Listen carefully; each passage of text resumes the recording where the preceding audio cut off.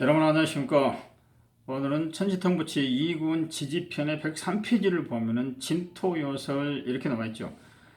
진토라는 것은 음권이냐 양권이냐, 양권에 속하고, 시간은 오전 7시 8시 사이를 말하고, 계절로는 봄, 원로는 음력 3월, 동물에서는 용, 인체로 오면은 왼발, 왼팔을 말하고, 사람의 몸속으로 들어가면은 대장을 말하라 큰 창자를 진토라고 한다. 이것은 여러분들이 음권이냐 양권이냐, 시간은 몇 시부터 몇 시까지냐, 계절로는春夏秋冬 중에 어디에春夏秋冬 중에서 어디에 속하느냐, 원로는 몇 월달이고 동물에서는 무엇에다 비유를 해놨고 인체에서는 어디에다 비유를 해놨는가를 반드시 여러분들이 이것은 외워야 됩니다. 진토는 원로서는 연중 오양 춘삼월이요 청명월이더라. 삼천양기가 상승하고 인목 묘목에서 올라온 싹과 이파리가 활착하는 계절이며, 외면은 양기가 깔려 있고 이면은 습기가 올라오고 있어서 을목의 식재월이 된다. 다시 말하면 음력 3월 달에 식목일이 들어있더라 그 말이다. 그리고 그 활착하는 계절인데, 활착이라는 것은 이렇게 옮겨서 심거나 접목한 나무가 살아서 붙는 것 보고 활착한다 그 말이죠. 춘기, 계절상 춘기 봄이지만, 계절상 봄은 임묘진월이지만 체감으로서는 본 진토월에 진월의 완연한 훈풍으로 산야는 녹색과 화원으로 치장시켜 가고, 청춘 남녀는 춘풍을 타고 얼굴과 의복에 꽃을 치장시키는 것이더라. 하루로서는 난 12시가 태양하고 지구하고 가장 가까우면서 태양빛이 직각으로 비추니까 가장 더워야 할 것인데, 난 12시가 가장 더운 것이 아니라 하루 중에서도 오후 2시간이 지난 오후 2시가 가장 덥고, 오후 2시간, 이렇게 2시간 차이가 나는 것을 1년으로 계산하면은 1년 365일 곱하기 2시간 하면 730시간이 나오는데, 730시간을 24로 나오면 약 30일이 나오더라. 그래서 하루로서는 2시간이 지난 후가 가장 덥다. 그러니까 원래는 태양하고 지구하고 가장 가까운 거리에 있으면서 태양빛이 직각으로 비치는 낮 12시가 가장 더워야 되는데, 낮 12시가 가장 더운 게 아니라 2시간이 지난 오후 2시에 더웁다. 그런데 1년으로 계산해 보니까 365 곱하기 하루에 2시간 해갖고 730시간인데, 730시간을 24시간 하루로 나눠 보니까 30일 차이가 나더라. 그래서 하루로는 2시간 후가 가장 덥고 1년으로는 한 달이 지난 후가 가장 더운 이유를 동양철학에서는 기의 세가 종하기 때문이고, 자연과학에서는 복사열, 전도기간 이렇게 말을 한다 그 말입니다.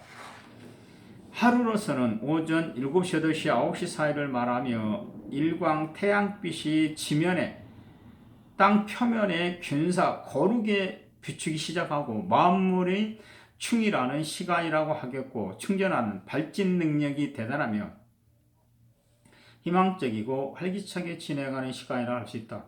우리네 인생들도 청춘을 완연하게 포괄하면서 청운의 꿈을 이행하는 시간이라고 할 수 있고, 하루 중에는 열심히 연구해서 꿈을 갖고 진행한 시간으로 중요한 출근 시간이더라. 오전 7시, 8시, 9시 사이가 출근 시간이다 그 말이죠.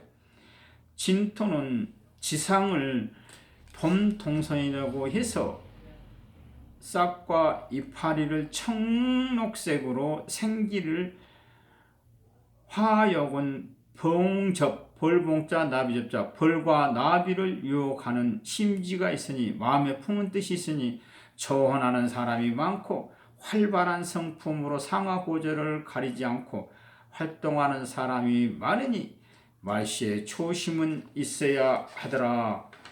인체에서는 동작의 첫 자리를 말하며 왼발, 왼팔을 의미하고, 이면에 뱃속에서는 큰 창자를 말한다. 진토의 성격으로서는 활기와 활동의 연결지로서 욕심이 행동하는 곳이라고 말하며 만생물을 적극적으로 양성화시키는 시기와 장소다. 고로 욕심, 욕망, 발신, 발성, 발설 등을 의미한다. 진토의 성격은 일주의 일지가 진토로 되는 사람들의 진토의 성격은 말씨가 직선적이고 욕심이 많고 승부욕이 강하고 경쟁심이 강하더라. 단점으로는 경솔하고 싸우기를 좋아한다. 아무튼 남하고 싸우는 것을 굉장히 좋아하는 것이 진토입니다. 왜냐하면 용이거든요. 용. 근데 모든 동물 중에서 싸움을 가장 잘한 것이 용하고 호랑이죠. 그래서 옛날에 용호상박이라는 이런 사자성어도 있죠. 용호상박. 용하고 호랑이고 싸우면은 그 우열을 가리기가 힘들다. 그래서 용호상박. 그래서 일주의 일지가 진토로 되어 있는 사람들은 용을 닮아서 그런지 어쩐지 모르겠지만 싸우기를 좋아하더라. 이 말입니다. 일지가 진일지자는 직선적이고 분명한 말씨로 인해서 상대방이 오해할 수도 있고 자신도 나우 말에 오해할 수도 있으니 주고받는 말에 재고 다시 한번 생각을 하고 3, 4, 1은 3번 생각하고 한번 말을 하면은 오해와 실수는 없을 것이더라. 다음 페이지로 갑니다. 우리 속담에 진토는 용이기 때문에 싸우기를 좋아하고 술토, 개는 물기를 좋아한다는 이런 속담이 있더라. 삶이란 것은 모두 즐겁지도 않으며 많은 것도 아니다. 또한 싸울 만한 기력도 항상 있는 것도 아니며 늦게 후회해도 돌이킬 수 없는 과거를 만들어가는 것이더라.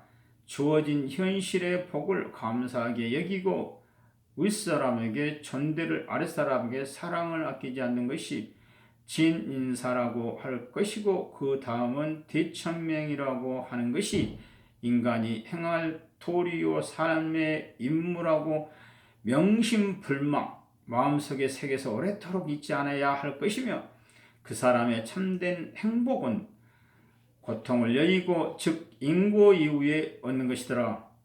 삶의 가치라는 것은 참된 행복에 있는 것이니 남이 인정하기를 바라지 말고 내가 나에게 물어보고 거리낌이 없었다고 답이 나온다면 참으로 진리의 열매를 맺었노라고 할 것이며 그 향기는 온 누리에 거할 것이더라. 진실한 마음으로 남을 사랑할 줄 알아야 자기도 사랑의 따뜻함을 얻을 것이니 주는 것이 곧 받는 것이 될 것이더라. 또한 얻고 있는 상황은 돌고 도는 것이며 상존 또한 없는 것이니 희망을 갖고 도의 구슬을 오래도록 만지자는 것이더라. 다음은 119페이지를 보면은 사화요설 이렇게 나와 있습니다.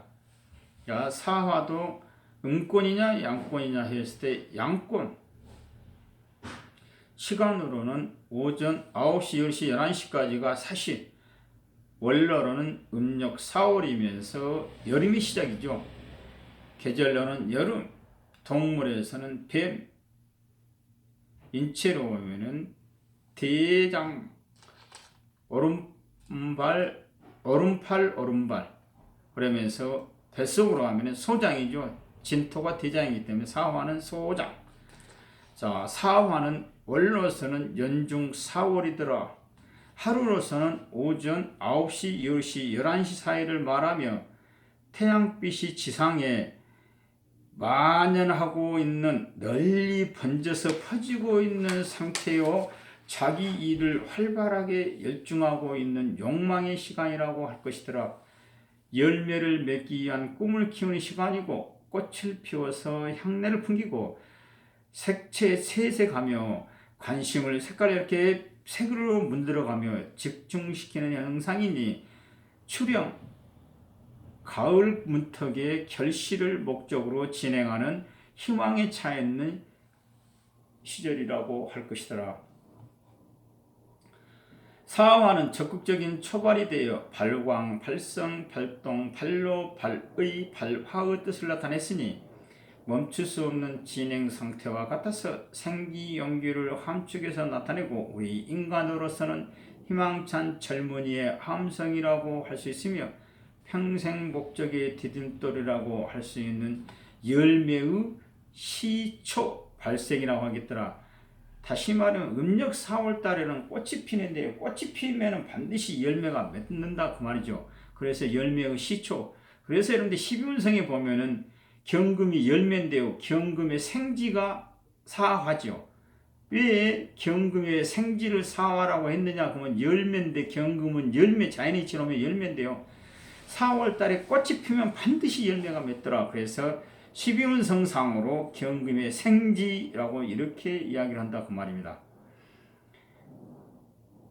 인체의 외형상으로는 오른발, 오른팔을 말하고 장, 뱃속으로 들어가면 소장이라고 할 수 있고 항상 쉬지 않는 활력의 기초가 있는 것이며 단전에 열복노더라. 또한 완전한 동작을 멈추지 않는 것이며 따뜻한 과정을 반드시 만들어가는 것이더라.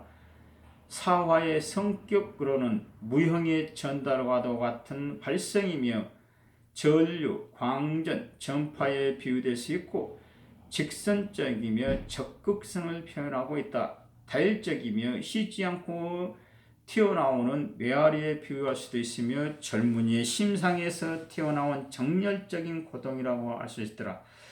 그래서 일지가 사화로 되어 있는 사람들의 성격은 카리스마가 있고 정열적이면서 머리가 좋고 직선적이더라.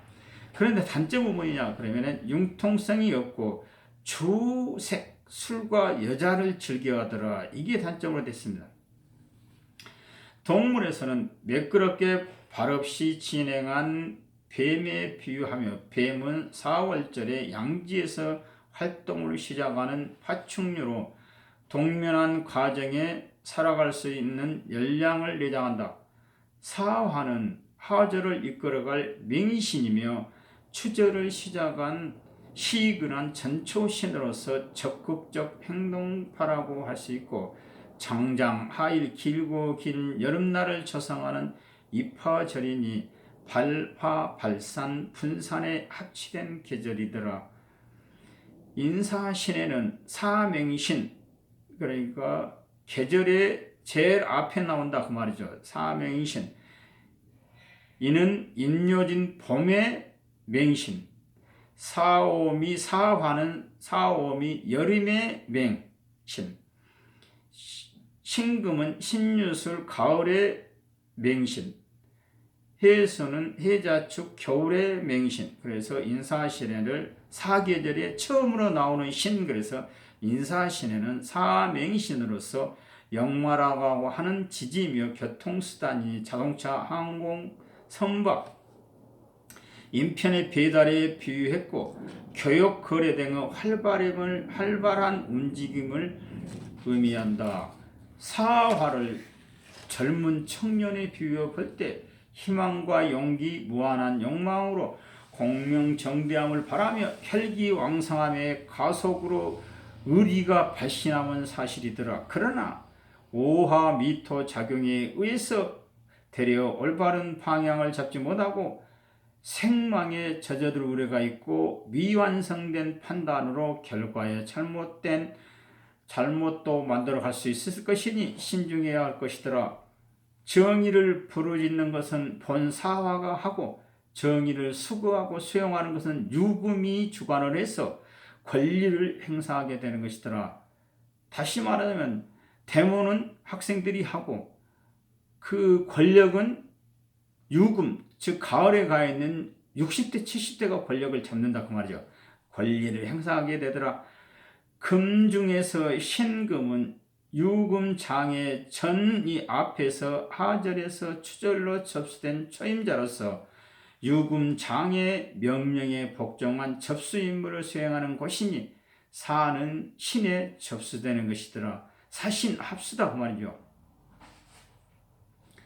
사화는 이렇게 우선 초화, 여름의 시작인 것 같으나 추절의 큰 전초자로서 꽃을 피워가는 그 시기에 활발스러운 일꾼에 비유할 수 있고 항상 쉬지 않는다는 부지런함도 나타내고 있는 가을 경금의 협조자를 만드는 근본 일꾼인 것이더라. 다시 말해서 사유축이랑 금국이 있는데요. 금국의 사유축은 사자, 유자, 축자 이 세자가 날려다니면서 금국을 이룬 게 아니고 사유축이란 뜻은 사오미 여름, 신유술 가을, 해자축 겨울 중에서 여름의 시작 사, 가을의 중앙 유금, 해자축의 겨울의 말미 축이 합쳐서 사유축이 되기 때문에 이 사유축이랑 금국이 되려면은 그러면서 삼합이 되려면은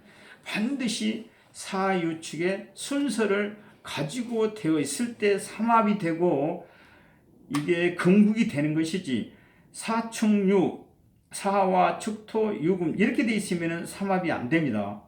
또는 유금 사와 축토 이렇게 돼 있어도 삼합이 안 돼요. 반드시 삼합이 되려면은 사화 유금, 축토, 사유축 이 순서를 가지고 있을 때 삼합이라고 하는 것이지 시중에서 어떤 책을 보면은 사자, 육자, 축자, 사와, 유금, 축토 이 세 글자만 팔자 내에 있으면 삼합 하는데요.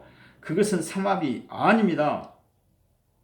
만약에 그 팔자에 삼합이 들어있으면은 그 팔자는 좋냐 나쁘냐? 무조건 나쁘다. 왜냐하면 8글자 중에 오행, 목과 토금수가 골고루 들어야 되거든요. 다 목과 토금수가 섞어서 들어야 돼요.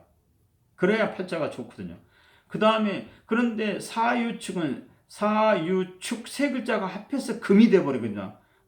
세 글자가 합해서 하나의 오행이 되어버리기 때문에 팔자 내에 8글자 내에 오행이 골고루 목과 토금수 5글자가 다 들어오기가 굉장히 힘들어져 버리죠. 그래서 팔자 내에 삼합이 들어있으면 굉장히 그 팔자는 안 좋다. 이렇게 해석을 해야 됩니다. 여기까지 해서 4화까지 마치고 다음 주에는 133페이지에 5화를 하겠습니다. 여러분 감사합니다.